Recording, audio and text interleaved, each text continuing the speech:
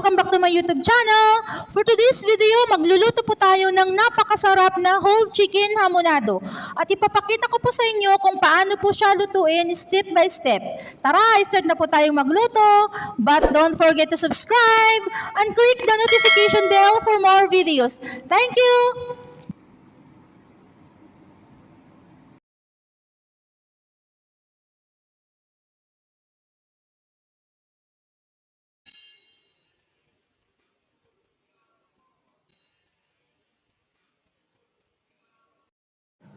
First step po natin, ibabad po muna natin yung chicken. Haluan lang po natin ng pinong-pino po na bawang. At kailangan po yung ilalagay po nating paminta, yung powdered po, para po mas maganda po yung pagkakahalo po niya sa chicken. Hinaluan ko rin po ng pineapple juice po para mas malasa po yung chicken. Kahit kalahating pineapple juice po, kaya ibuo na nating ilagay pong lahat, pwede naman po yun. At ang pinakahuli ko pong nilagay po yung soy sauce. I-control po natin yung paglagay para hindi po maalat yung pagkakamarinade po ng chicken. Pag nailagay na po lahat yung mga sangkap po para sa pagmarinade po ng chicken, ihalo po lang konti po yung chicken para maihalo po yung mga ingredients po. Pag na-mix na po natin yung chicken sa mga ingredients po, kakailanganin po natin ng plastic.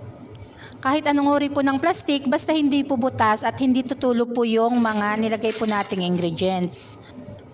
Pag nilagay na po natin sa plastic, kailangan pong ibuhol po nating maigi o kaya maghanap po tayo ng clip po para po hindi po matapon yung pinakatubig po niya. O kung mayroon po tayong Tupperware na medyo malalim po na kasya po yung chicken, mas mainam po yun para takpan na lang po at ilagay po sa ref. Pagkatapos po, ilagay po natin sa ref at pabayaan po natin ng overnight po para maganda po yung pagkakamarinade po ng chicken.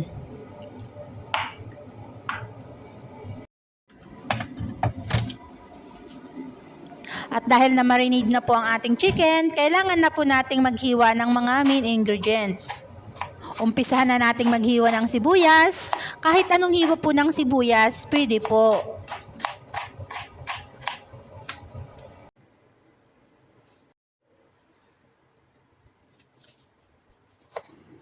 Gagamit din tayo ng luya para sa ating hamonado. Kahit anong hiwa po ng luya, pwede po. Kung gusto nyo po ng manipis na medyo strips, o kaya pahaba, o kaya maliliit po na cubes, pwede naman po. At ang pinakahuli po ay ang bawang. Kahit ano pong hiwa ng bawang, pwede po naman. Kung gusto po niyo ng maninipis o kaya malilit po na hiwa o kaya pitpitin po o kaya kudkurin po natin, pwede po. At dahil na marinade na po ang ating chicken, kailangan na po nating umpisahang magluto. Ganyan po yung chicken po pag na marinade na po siya. Saktong-sakto lang po yung pagkakababad niya. Hinanda ko na po yung kawali at nilagyan ko na rin po ng mantika para umpisahan na po nating iprito po yung ating chicken. Pag mainit na po yung mantika, ilagay na po natin yung chicken. Pabayaan lang po natin siyang mag-brown po sa kabila. Pag okay na po, baliktarin po natin hanggang mag-golden brown po yung chicken. Sa pagpiprito po, kailangan po natin ng tong para po mas madali po yung pagbabaliktad po ng chicken. At dahan-dahan po natin baliktarin para hindi po tayo matalsikan ng mantika po. Kung wala po naman tayong tong, pwede naman pong dalawahin po natin yung gagamitin po nating pangbaliktad.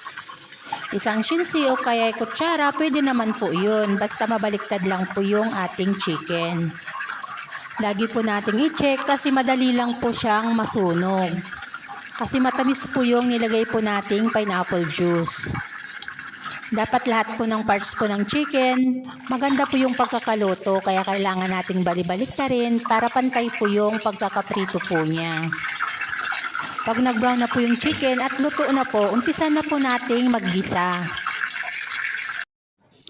Painitin po muna natin yung kawali bago po natin ilagay yung bawang.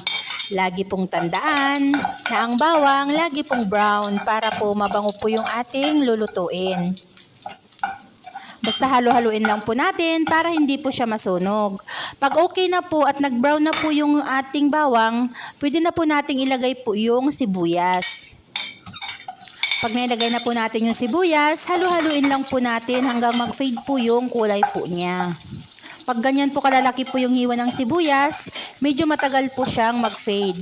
Kaya kailangan po nating halo-haluin hanggang mag-fade po yung kulay po niya. Pag okay na po yung sibuyas, ilagay na po natin yung ating luya. Sa luya po naman, kahit mag-fade lang po at magbago na po yung texture niya, okay na po siya. Pag nagbago na po yung texture po ng ating luya, ilagay na po natin yung ating chicken. Sa paglagay po ng chicken, kailangan po nating dahan-dahanin kasi malambot na po siya. Pagkatapos po, i-mix din po natin yung ating pinagbabaran. At yun din po ang gagamitin po nating pinakasabaw niya po. At para lalong mas malasa po yung ating chicken, nilagyan ko po siya ng 7-Up. Kung wala po tayong 7-Up, pwede naman po yung Sprite. Kung kulang po yung lasa niya, pwede naman po natin lagyan po ulit ng soy sauce. Pero kailangan po muna nating tikman bago po natin lagyan ng soy sauce para hindi po maalat ang ating hamonado. Pagkatapos po, takpan po natin, hayaan po nating kumulo para po maluto yung ating chicken.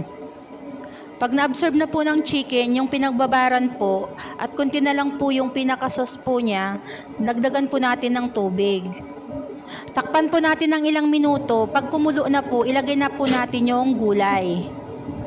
Ang nilagay ko pong gulay ay ang green bell pepper at saka red bell pepper po. Bali hindi ko na po sila hiniwa.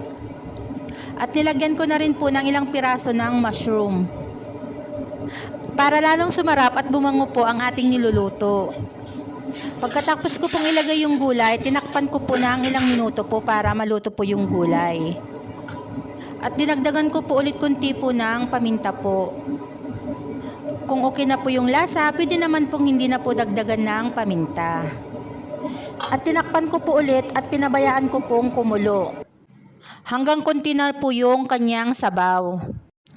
Kung konti na po yung sabaw, pwede na po nating ilagay po yung pineapple slice po natin. Pag wala po tayong pineapple slice, pwede naman po tayong gumamit po ng pineapple chunk. O kaya yung fresh pineapple po. At pagkatapos takpan po natin ng ilang minuto at patay na po natin yung apoy. Ayan, luto na po yung ating chicken hamonado. Ganyan po ang kanyang texture pag luto na po siya.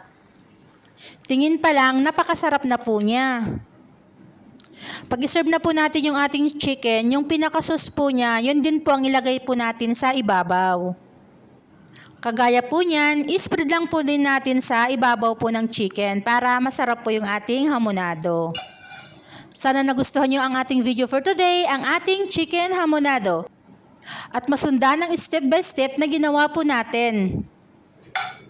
Don't forget to subscribe and pakiclick na rin po yung notification bell para sa susunod ko pang mga videos. Salamat po! Thanks for your time and thanks for watching!